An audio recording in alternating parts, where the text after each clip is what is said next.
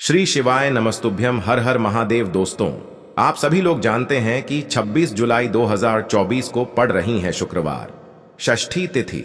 दोस्तों, यह जो शुक्रवार है श्रावण महीने में पड़ने वाला सबसे बड़ा शुक्रवार है, क्योंकि यह श्रावण के दिनों में पड़ रहा है, जिसका बहुत ही बड़ा और विशेष महत्व होता है। और ऐसा दिन पूरे साल में सिर्फ एक ही बार आता है। और दोस्तों, आप सभी लोग जानते हो कि शुक्रवार का अगर सबसे बड़ा कोई उपाय है तो वो एक चुटकी काले तिल वाला उपाय है। तो दोस्तों, इस शुक्रवार की षष्ठी तिथि के दिन आप लोगों को इस एक चुटकी काले तिल वाले उपाय को जरूर करना है। बहुत सारे लोग होंगे जिन लोगों ने इस उपाय को न किया हो, मतलब पूरा साल निकल गया, उन्होंने किसी भी दिन इस काले तिल वाले उपाय को न किया हो। पर दोस्तों, आपके पास एक आखिरी मौका बचा हुआ है, जो कि 26 जुलाई के दिन। तो इस दिन आप लोगों को इस वाले उपाय को जरूर कर लेना है। भले ही आपने पूरे महीने भर इस उपाय को न किया हो, पर अगर आपने इस श्रावण महीने के शुक्रवार के दिन अगर इस वाले उपाय को कर लिया तो आपको इस उपाय को करने का वो फल मिलेगा जिसकी आपने कभी कल्पना भी नहीं करी होगी। इसीलिए आप लोग इस वाले उपाय को एक बार जरूर कर लेना, ताकि आप लोगों के हाथ से यह मौका न जा सके और आपको इस उपाय को करने का फल मिल सके। दोस्तों, यह उपाय पंडित जी ने अपनी अभी की ही श्री शिव महापुराण की कथा में बताया है, जिस उपाय को आज हम आपको बहुत अच्छे से समझाने वाले हैं। इस वीडियो को देखने के बाद इस उपाय को समझने के लिए आपको कोई और वीडियो को देखने की जरूरत नहीं पड़ेगी। तो चलिए दोस्तों, उपाय को शुरू करते हैं। देखिए, यह इस श्रावण महीने के शुक्रवार के दिन यह इतना खास होता है, इतना महत्वपूर्ण होता है। देखा है कभी कभी बड़े बड़े पूजा पाठ अनुष्ठान से जो मनोकामना पूर्ण नहीं होते, वो श्रावण महीने के दिन एक छोटे से उपाय करने से ही आपकी मनोकामना पूर्ण हो जाती है। और बहुत सारे लोगों ने इस उपाय को किया भी है और उनको इस उपाय को करने का फल भी जरूर मिला है। अगर आप लोग भी इस उपाय को करना चाहते हैं तो आप इस उपाय को पहले अच्छे से समझ लेना, सुन लेना, उसके बाद करना। आपको इस उपाय का फल जरूर मिलेगा। और इस उपाय को कर लेने से आपके घर में चाहे किसी भी प्रकार की दुख और समस्या क्यों न चल रही हो, आपको उसका कारण भी नहीं पता है कि भाई यह समस्या किस कारण से चल रही है। उसका कुछ भी कारण हो सकता है, जैसे पितृदोष हो सकता है या किसी भी तरह का मंगल दोष भी हो सकता है। तो इस दिन आप लोगों को यह वाला उपाय कर लेना है। यह एक ऐसा उपाय है जिस उपाय को अगर किसी विशेष दिन पर किया जाए तो भाई उस विशेष दिन का जो है वह तो हमें मिलता ही मिलता है। पर हमने उस दिन पर इस उपाय को किया है तो हमें उससे भी बड़ा फल मिलता है, और फल बहुत जल्दी मिलता है, क्योंकि आप इस उपाय को बहुत ही बड़े और विशेष दिन पर कर रहे हो। तो चलिए अब उपाय के बारे में बात करते हैं। लेकिन उससे पहले आप लोगों को यह जानना आवश्यक है कि आखिर यह उपाय किस समय करना है, किसको करना है और कैसे करना है। तो चलिए हम आगे आपको वीडियो में एक एक करके बता देते हैं। लेकिन उससे पहले अगर आप लोग हमारे चैनल पर पहली बार आए हैं या फिर मेरी आवाज पहली बार सुन रहे हैं तो हमारे चैनल को सब्सक्राइब जरूर कर लेना और इस वीडियो को लाइक करके कमेंट बॉक्स में श्री शिवाय नमस्तुभ्यम ओम नम शिवाय जरूर टाइप कर देना। तो दोस्तों, इस एक चुटकी काले तिल वाले उपाय को हमें इस शुक्रवार षष्ठी के दिन कैसे करना है, किसको करना है, किस समय करना है और कहां पर करना है, ये सारे सवालों के जवाब आपको इस वीडियो में मिल जाएंगे। और जो ये वीडियो देखेगा भाई, उसको काले तिल वाला उपाय जरूर करना चाहिए, क्योंकि इस दिन काले तिल के दाने का भी बहुत ही बड़ा और विशेष महत्व होता है। और जब बात आ जाए 11 काले तिल के दाने की, तो यह सोने पे सुहागा वाली बात हो जाती है और ये एक बहुत ही बड़ा उपाय हो जाता है इस श्रावण शुक्रवार का। तो अब दोस्तों, इस काले वाले तिल उपाय को आखिर करना किसको है, सबसे पहले हम लोग वो बात जान लेते हैं। तो देखो, घर की जो बड़ी माताएं बहनें होती हैं, उन माताओं बहनों में से कोई भी एक बड़ी माता बहन इस वाले उपाय को कर सकती है। और दोस्तों, अगर आप चाहें तो अपने घर में से सभी सदस्यों को भी इस उपाय को करवा सकते हैं। अगर किसी व्यक्ति की खुद की कोई मनोकामना है, खुद की कोई दुख और परेशानी है जो कि वह अपने लिए ही करना चाहता है इस वाले उपाय को, तो वह खुद अपने लिए भी कर सकता है। बाकी अगर कोई घर में से ऐसा है जो कि अपने पूरे घर परिवार की सुख और शांति के लिए ये वाला उपाय करना चाहता है, तो भाई वह भी कर सकता है। उसमें भी कोई दिक्कत वाली बात नहीं है। कहने का मतलब ये है कि इस उपाय को हर एक सदस्य भी कर सकता है। और पूरे घर परिवार के सदस्य के लिए घर की बड़ी माताओं बहनों में से कोई एक माता बहन भी कर सकती है। माताएं बहनें अगर घर में उपस्थित न हो या वो यह वाला उपाय न कर पा रही हो तो फिर घर का कोई बड़ा सदस्य भी इस काले तिल वाले उपाय को कर सकता है, चाहे फिर वह पुरुष ही क्यों ना हो। उसमें कोई भी दिक्कत वाली बात नहीं है। अब दोस्तों, इस एक चुटकी काले तिल वाले उपाय को हमें करना कहां पर है? इसे हमें तुलसी के क्यारे के पास में जाकर करना है। बहुत सारे लोग प्रश्न करते हैं, हर एक उपाय को करते समय क्या हम इस उपाय को घर पर या मंदिर में कर सकते हैं? देखो, तो इस वाले उपाय को आप घर ही करोगे तो अच्छा रहेगा। अगर घर पर तुलसी का पौधा नहीं है तो शिव मंदिर में उपाय को करोगे तो भी अच्छा होगा इस वाले उपाय को। उसके बाद में दोस्तों जो अगला प्रश्न निकल कर आता है वो यह आता है इस उपाय को लेकर कि आखिर इस उपाय को हमें किस समय करना है, सुबह के समय करना है कि शाम के समय करना है? तो देखो, इस वाले उपाय को आप लोग सुबह के समय भी कर सकते हो और शाम के समय प्रदोष काल में भी कर सकते हो।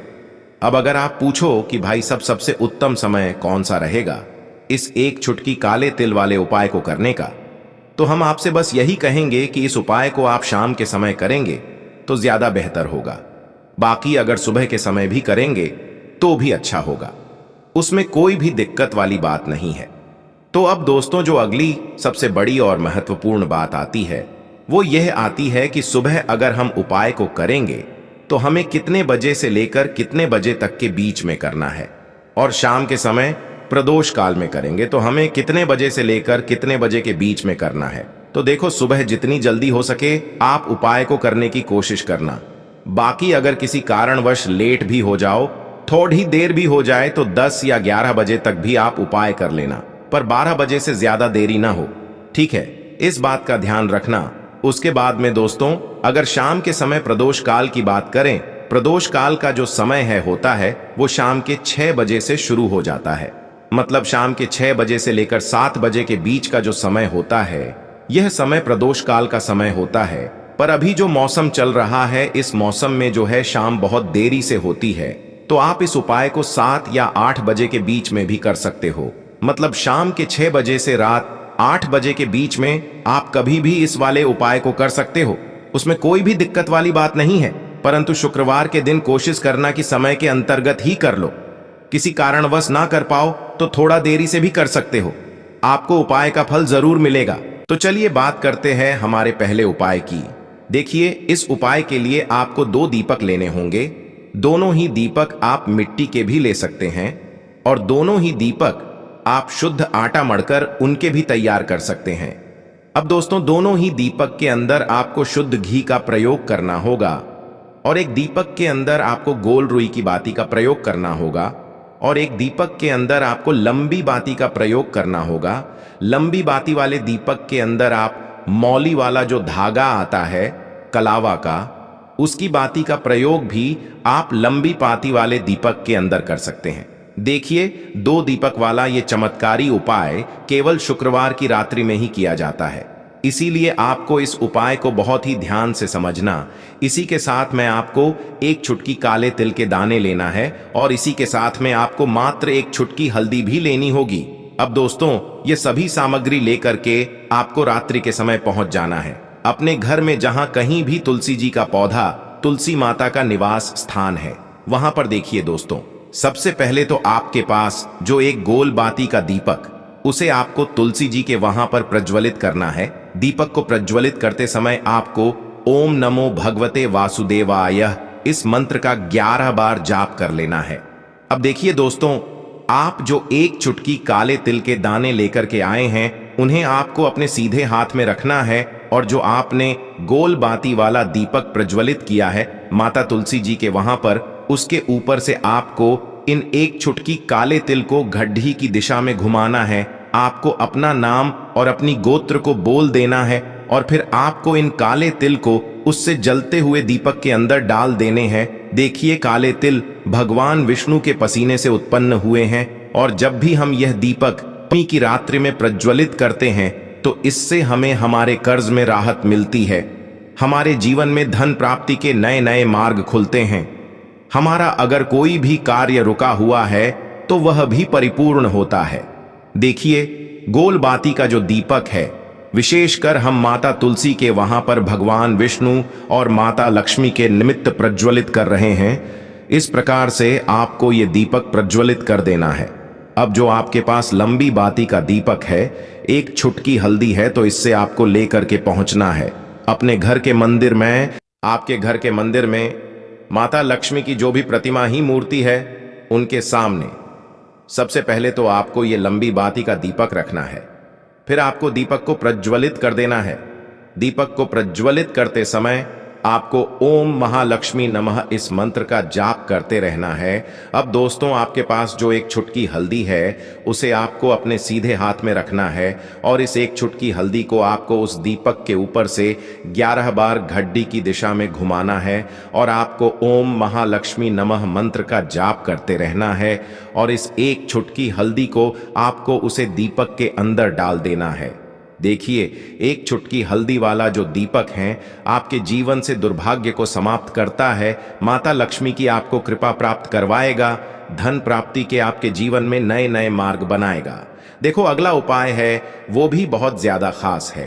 तीनों उपाय को आप जरूर सुनना, क्योंकि जो आपको अच्छा लगे वो उपाय आप कर सकते हैं। देखिए, इस उपाय के लिए आपको 2 हरी इलायची लेनी होगी। हरी इलायची आपको साबुत लेनी है, खंडित नहीं होनी चाहिए। और इसी के साथ में आपको मात्र थोड़ा शहद लेना है। शहद आपको मात्र आधा चम्मच या फिर उससे भी कम ले लेना है। और इसी के साथ में आपको एक दीपक ले लेना है। दीपक आप चाहे तो मिट्टी का भी ले सकते हैं और आप चाहे तो शुद्ध आटा मढ़कर उसका दीपक भी आप तैयार कर सकते हैं। इस दीपक के अंदर आपको मौली का जो धागा आता है, कलावा का, उसकी बाती का प्रयोग करना होगा। यानी कि इस दीपक के अंदर आपको लाल रंग की बाती का प्रयोग करना होगा और इस दीपक के अंदर आपको शुद्ध घी का प्रयोग करना होगा। अब ये सारी सामग्री लेकर के आपको अपने घर में जो भी मंदिर है वहां पर पहुंच जाना है और आपको माता लक्ष्मी के किसी भी स्वरूप के सामने बैठ जाना है। अगर माता लक्ष्मी की फोटो है, माता लक्ष्मी की प्रतिमा है, तो उनके सामने आपको बैठ जाना है। अगर माता पार्वती की प्रतिमा है तो उनके सामने आपको बैठ जाना है। यानी कि किसी भी माता के स्वरूप के सामने आपको बैठ जाना है। अब देखिए, सबसे पहले तो आपको माता रानी के सामने थोड़ी सी चावल की ढेरी बना देनी है। यानी कि थोड़ी सी अक्षत के दाने आपको माता रानी के सामने रखना है। उसके बाद आप जो एक दीपक लेकर के गए हैं, उस दीपक को आपको उन्हीं चावल के दानों के ऊपर रख देना है और फिर इस दीपक को आपको माता रानी के सामने प्रज्वलित कर देना है। देखें, इस दीपक को प्रज्वलित करते समय आपको ओम महालक्ष्मी नमः इस मंत्र का लगातार जाप करते रहना है। दीपक को प्रज्वलित करने के बाद आप जो 2 हरी इलायची लेकर के गए हैं, उसमें से एक हरी इलायची को तो आपको उसी दीपक के अंदर डाल देनी है और वहीं पर आपको कम से कम 21 बार ओम महालक्ष्मी नमः इस मंत्र का जाप कर लेना है। अब आपके पास जो शहद है और एक हरी इलायची है, उसे सीधे आपको लेकर के पहुंच जाना है। भगवान शिव के मंदिर में पूज्य गुरु जी ने बताया है कि यह उपाय आपको सिर्फ और सिर्फ शाम के समय ही करना होगा। शाम को जब भी सूर्यास्त का समय होता है, तो उस समय आपको ये उपाय करना है। लेकिन सबसे पहले तो आपके पास जो एक हरी इलायची है, उसे आपको उस शहद के अंदर अच्छे से डुबो देना है। यानी कि शहद का लेपन उसे हरी इलायची के ऊपर चारों तरफ आपको कर देना है। अब यह जो शहद से युक्त हरी इलायची है, इससे आपको भगवान शिव के शिवलिंग पर अर्पित कर देनी है और आपको वो श्री शिवाय नमस्तुभ्यम इस मंत्र का लगातार जाप करते रहना है। फिर इसके बाद आपको एक लोटा जल भी अपने साथ लेकर के जाना। तो यह एक लोटा जल भी आपको धीरे धीरे शिवलिंग पर समर्पित कर देना है और आपको श्री शिवाय नमस्तुभ्यम इस मंत्र का जाप करते रहना है। फिर इसके बाद आपको अपने घर आ जाना है। इस प्रकार से आपको ये उपाय कर लेना है। तो चलिए दोस्तों, जान लेते हैं गुरुजी द्वारा बताए गए दूसरे उपाय के बारे में। देखिए, इस उपाय के लिए आपको लेना है 11 चावल के दाने। गुरुजी ने कहा है चावल के दाने खंडित नहीं लेने हैं, बिल्कुल साबुत होने चाहिए। उसके साथ में आपको लेना है एक बेलपत्र। बेलपत्र का भी एक नियम है, अगर आपके पास बेलपत्र नहीं है तो आप शिवलिंग से उठाकर उसको पुनः शुद्ध जल से धोकर इस्तेमाल कर सकते हैं।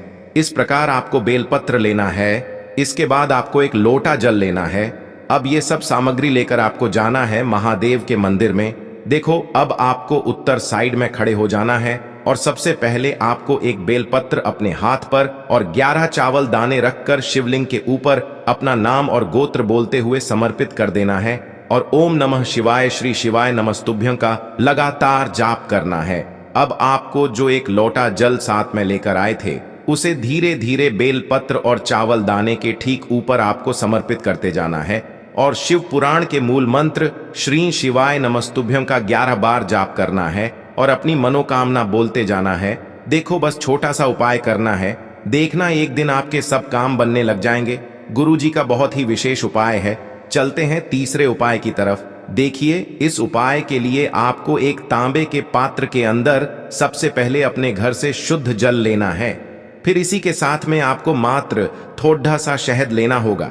शहद आपको आधा चम्मच या फिर उससे भी कम लेना है और इसी के साथ मैं आपको एक प्यारी सी बेलपत्र ले लेनी है। बेलपत्र यदि आपको नहीं मिल पाती है तो भगवान शिव के शिवलिंग पर चढ़ी हुई बेलपत्रों को आप पुण्य शुद्ध जल से धोकर के उपयोग कर सकते हैं और बेलपत्र जो है वह कहीं से भी कटी फटी खंडित नहीं होनी चाहिए।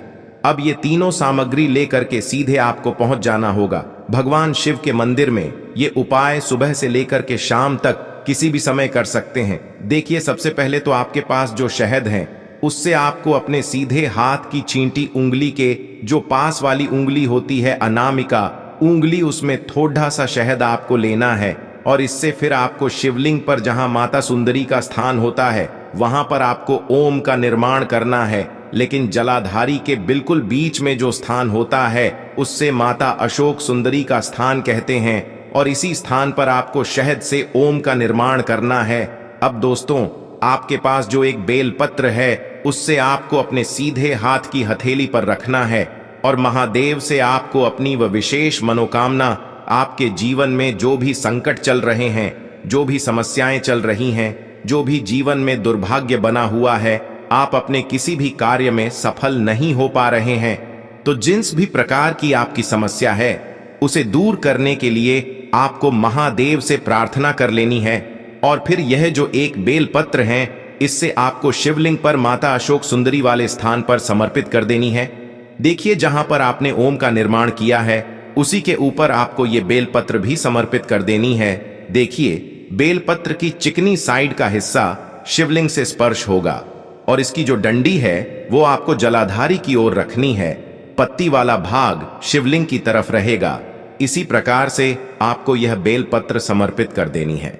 अब दोस्तों, आपके पास जो एक जल का पात्र है उसमें से थोड़ा सा जल तो आपको बेलपत्र की जो आगे वाली पत्ती है उस पर आपको समर्पित करना है और आपको श्री शिवाय नमस्तुभ्यं इस मंत्र का जाप कर लेना है।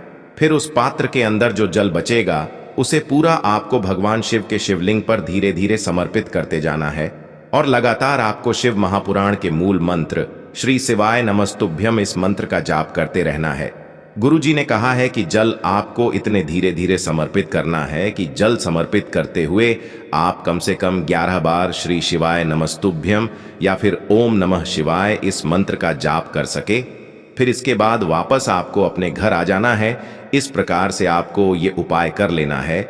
आप देखेंगे कि आपकी सभी मनोकामनाएं अवश्य ही पूरी होंगी। ये उपाय आपको अवश्य करने हैं।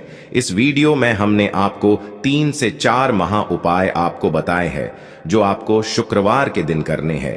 अगर आपके मन में उपाय से जुड़ा कोई भी सवाल है तो हमें कमेंट बॉक्स में पूछ सकते हैं। उपाय करते समय कोई भी गलती नहीं करनी है। अगर आपको हमारी वीडियो पसंद आए तो हमारे इस चैनल को सब्सक्राइब जरूर करें। हर हर महादेव। ओम नमः शिवाय। श्री शिवाय नमस्तुभ्यं।